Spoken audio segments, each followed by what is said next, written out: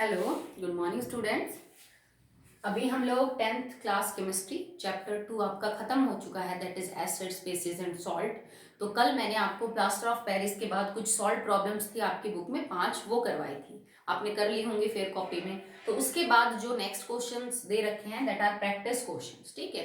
तो practice questions ये हैं, फिर जो एनसीईआरटी के होंगे वहां तक कंप्लीट करेंगे, then will start with the next chapter. Okay, तो चलिए स्टार्ट करते हैं।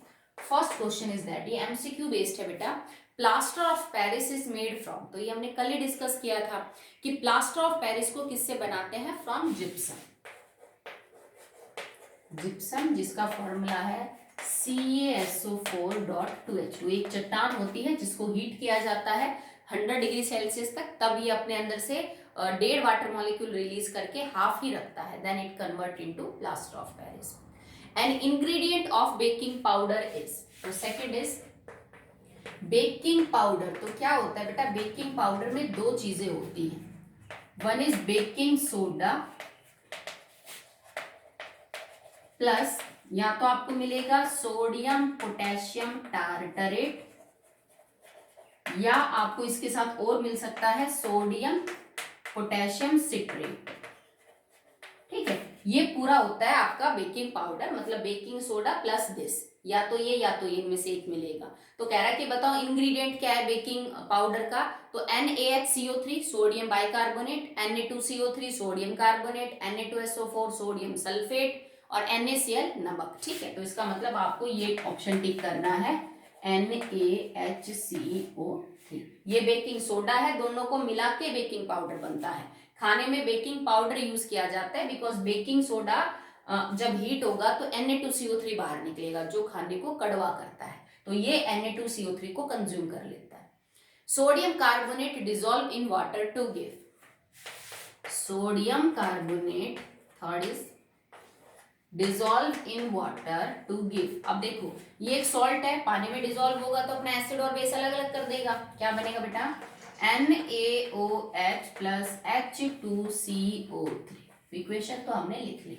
पूछ क्या रहा है, in water to give an alkaline solution, an acidic solution, neutral और नन ऑफ दिस। मतलब पूछ ये रहा है कि जब आप इसको पानी में डिजोल्व करोगे तो जो सॉल्यूशन आपका बनेगा उसका नेचर कैसा होगा। तो ये मुझे कैसे पता चलेगा कि एसिड और बेस कौन से बाहर निकले हैं। NaOH एक स्ट्रॉन्ग बेस है, जबकि H2CO3 एक वीक एसिड है, मतलब लेस H पॉजिटिव आयन होंगे और मोर क्या होंगे, OH negative ion. So your medium of the solution will be alkaline, basic होगा। ठीक है, तो एल्कलाइन जो सॉल्यूशन है वो आपका होगा। फोर्थ है common salt is deliquescent due to the presence of impurities of. Deliquescent का मतलब होता है कि वाटर एब्जॉर्बिंग कैपेसिटी है। अगर नमक है आपके घर में और आपने उसको थोड़ा भी खुला छोड़ा रेनी सीजन में, और अगर वो चिपचिपा हो गया, वेट हो गया, एब्जॉर्ब कर लिया उसने पानी को, तो ये नमक में मौजूद किस चीज की इम्प्योरिटी की वजह से होता है। तो मैं आपको ऑलरेडी बता चुकी हूँ, इट इज MgCl2। अगर मैग्नीशियम और प्लस इसमें लिख रखा है कैल्शियम क्लोराइड, मैग्नीशियम और कैल्शियम क्लोराइड अगर इम्प्योरिटी के तौर पे मौजूद है आपके नमक में, तो आपका नमक पानी एब्सॉर्ब करेगा। ठीक है, fifth question, What happens when washing soda is kept exposed to air। देखो हीट नहीं करना, सिर्फ एक्सपोज किया है। तो वॉशिंग सोडा क्या है, Na2CO3.10H2। अगर मैं इसको सिर्फ हवा में खुला छोड़ दूं, कोई गर्म वगैरह ना करें, तो 10 में से ये अपने 9 वाटर मॉलिक्यूल को तो रिलीज कर देगा और एक अपने साथ रखेगा। ठीक, so it will convert into Na2CO3.H2O and plus 9H2O हो जाएंगे आपके बाहर। Okay, what is the phenomena called, इस फिनोमिना को क्या बोलेंगे, तो इट इज एक्चुअली में आप इसको डिहाइड्रेशन बोल सकते हो। ठीक है, ये वाटर का डिहाइड्रेशन हो जाएगा जिसमें वॉशिंग सोडा का, जिसमें ये अपने वाटर मॉलिक्यूल को क्या कर रहा है, लॉस कर रहा है। Okay, how is washing soda used in softening of hard water. तो सिक्स्थ क्वेश्चन है कि washing soda that is Na2CO3 को हम वाटर को सॉफ्ट करने में कैसे यूज करते हैं। तो इसमें कई सारे रिएक्शन है, जब मैंने आपको वॉशिंग सोडा के यूज किए तो मैंने आपको ये चीज क्लियरली एक्सप्लेन कर दी थी। ठीक है, कि हार्डनेस दो टाइप की होती है, परमानेंट टेम्परेरी। परमानेंट हार्डनेस को दूर करने के लिए हम सोडियम कार्बोनेट को यूज करते हैं, ठीक है। तो वो सारे रिएक्शन करवा रखिए, सेम क्वेश्चन, ओके। नेक्स्ट है explain how bleaching powder act as an oxidising agent. तो अगर आपसे कोई ये पूछे bleaching powder that is CaOCl, ठीक है, ये कैसे काम करता है ब्लीचिंग एजेंट का, sorry what is this, act as an oxidising agent, कि ब्लीचिंग पाउडर ऑक्सीडाइजिंग एजेंट कैसे है। तो ऑक्सीडाइजिंग एजेंट ये किस लिए होता है बेटा, because it can release nascent oxygen with HCl। अगर आप इसके HCl के साथ रिएक्शन करवाओगे ना हाइड्रोक्लोरिक एसिड के साथ, तो ये आपको नेसेंट ऑक्सीजन बाहर देता है, और यही नेसेंट ऑक्सीजन रेस्पॉन्सिबल होती है इसके ऑक्सीडाइजिंग बिहेवियर के लिए, ठीक है। ये मैंने आपको करवाई भी थी ये दोनों रिएक्शन लिमिटेड एसिड और एक्सेस एसिड के साथ, ठीक है। So if CaOCl2 react with dilute HCl, ठीक है। चलो ये काम मैंने आप पे छोड़ा, बताओ यहाँ पे जो डाइल्यूट HCl है वो लिमिटेड है कि एक्सेस के अंदर है, ठीक है। तो बनता क्या है, it will form CaCl2, calcium chloride बन जाएगा, प्लस में HOCl बनेगा, और HOCl कन्वर्ट हो जाता है इनटू HCl प्लस में नेसेंट ऑक्सीजन, क्योंकि अनस्टेबल होता है हाइपोक्लोरस एसिड, और ये नेसेंट ऑक्सीजन ही रेस्पॉन्सिबल होती है ऑक्सीडाइजिंग बिहेवियर और ब्लीचिंग एक्शन के लिए, ऑलरेडी समझा चुकी हूँ मैं आपको। अगला है a solution in test tube A turns red litmus blue. 7th question है, ए के अंदर कोई सॉल्यूशन है जिसने रेड को ब्लू कर दिया, लिटमस को, इसका मतलब ये बेसिक है, इतना पता चल गया हमें। Evolves hydrogen on reaction with zinc, और अगर ए जिंक के साथ रिएक्ट करता है तो हाइड्रोजन गैस बाहर देता है, okay. Next, and does not react with sodium carbonate, और ए जो है वो सोडियम कार्बोनेट के साथ रिएक्शन नहीं करता, ठीक है। whereas solution in test tube B turns blue litmus red, जबकि एक टेस्ट ट्यूब है B जो ब्लू को रेड कर रही है, इसका मतलब solution is acidic, okay. And liberates hydrogen on reaction with zinc, और अगर मैं B की जिंक के साथ रिएक्शन करवाऊं तो ये हाइड्रोजन गैस लिबरेट करता है, and CO2 with and CO2 with Na2CO3, और अगर B की रिएक्शन में Na2CO3 के साथ करवाऊं तो ये कार्बन डाइऑक्साइड गैस रिलीज करता है, मतलब एक प्रोडक्ट दे रखा है, बाकी भी बनते होंगे, ठीक है। आइडेंटिफाई A एंड B, तो A और B, तो इतना पता चल गया, A कोई आपका बेस है और B कोई आपका एसिड है, ठीक है। तो एसिड जिंक के साथ रिएक्ट करके हाइड्रोक्लोरिक एसिड जिंक के साथ रिएक्शन करेगा, हाइड्रोजन गैस प्लस सॉल्ट बन सकता है, तो इट कैन बी HCl, या आपका हाइड्रोक्लोरिक एसिड हो सकता है B। कैसे, देखो B ब्लू को रेड करेगा बिकॉज एसिडिक है, तो B HCl react with zinc to form ZnCl2 plus hydrogen gas, तो निकल रही है। अगर मैं HCl की रिएक्शन Na2CO3 के साथ करवाऊं तो it will form NaCl plus H2O plus में CO2, तो इसमें कार्बन डाइऑक्साइड गैस भी निकल रही है, तो ये तो कोई एसिड हो सकता है आपका, HCl भी हो सकता है, H2SO4 भी हो सकता है, ठीक है। इसको चेक करिए।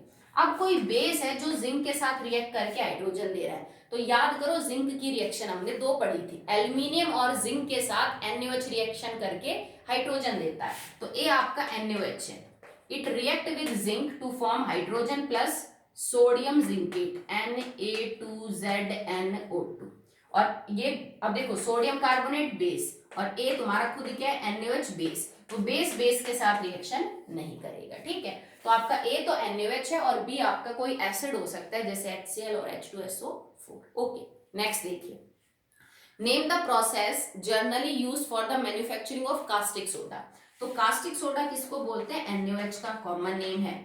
इसको बनाने का जो प्रोसेस है उसका नाम क्या है, Solvay ammonia process, okay. And why is this process called as, one sec, sorry बेटा, इट इज नॉट सॉल्वे तो वॉशिंग सोडा का है, हाँ, it is a chlor alkali process, क्लोर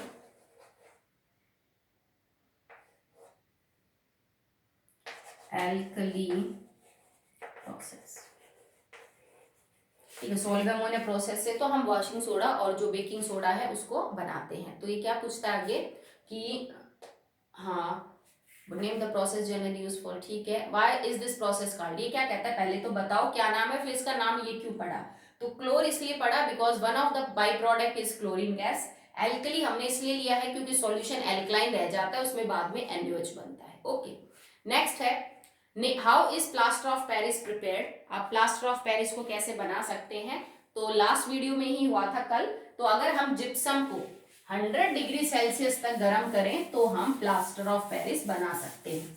gypsum on heating eight 100 degree Celsius loses is 1.5 molecule of H2O और 1.5 release करने के बाद half रहेगा CSO4 के साथ to convert into gypsum. Why is it used for setting fracture bones? तो कह रहा है कि फ्रैक्चर्स बोन को सेट करने में इसको क्यों यूज करते हैं, क्योंकि गीला जो है वो इसको करके और टूटी हुई बोन को के चारों तरफ लपेट देते हैं और सूखने के बाद इतना हार्ड हो जाता है कि वो बोन वहां से मूव ही नहीं कर पाती और धीरे धीरे फिर वो सेट हो जाती है, ठीक है। 11th, what happens when water is added to plaster of Paris. अगर आप प्लास्टर ऑफ पेरिस पे वाटर देंगे तो क्या होगा, तो बेटा ये वाटर में से 1.5 H2O लेके और बन जाएगा gypsum, CSO4.2H2। Gypsum is heated to temperature 500 kelvin. अब देखो, अगर आप जिप्सम को 100 तक गर्म करोगे तो बेटा वो POP बनाएगा, बट तुमने तो 500 केल्विन ले लिया, 373 से बहुत ज्यादा, तो दोनों के दोनों वाटर मॉलिक्यूल बाहर चले जाएंगे और बनेगा क्या, CSO4 + 2H2। और इसको आप एनहाइड्रस कैल्शियम सल्फेट या डेड बॉन्ड प्लास्टर बोल सकते हैं, डेड बॉन्ड प्लास्टर। इस 100 से कम भी नहीं लेना होता, उस पर भी नहीं होगी रिएक्शन, ठीक है। Bleaching powder is treated with dilute HCl, तो ये रिएक्शन तो मैंने अभी करवाई थी। अगर आप ब्लीचिंग पाउडर को डाइल्यूट HCl के साथ ट्रीट करते हैं तो दो तरह की रिएक्शन होती हैं, एक बार जब डाइल्यूट HCl एक्सेस में है और एक बार जब डाइल्यूट HCl आपके पास लिमिटेड में है, दोनों रिएक्शन आपकी हो चुकी है। ओके, नेक्स्ट है how is bleaching of a fabric done, explain the different steps involve. So this is not in our syllabus, actually में आप पढ़ सकते हो कि किसी भी कपड़े को ब्लीच करने के लिए क्या क्या प्रोसेस जो है वो यूज किए जाते हैं। 13th क्वेश्चन है how is washing soda manufactured from Solvay process. So reaction है, आप कर सकते हो, हम उसमें अमोनिया NaCl + H2O इनसे स्टार्ट करते हैं। Why is washing soda use for softening of hard water, again repeated question है, वो रिएक्शन समझाई थी आपको। What happens when washing soda crystals are left exposed to it, अभी रिएक्शन करी, सेम रिपीटेड क्वेश्चन है। What is बेकिंग पाउडर, ये अभी बताया मैंने किन दो चीजों से मिलके बना है।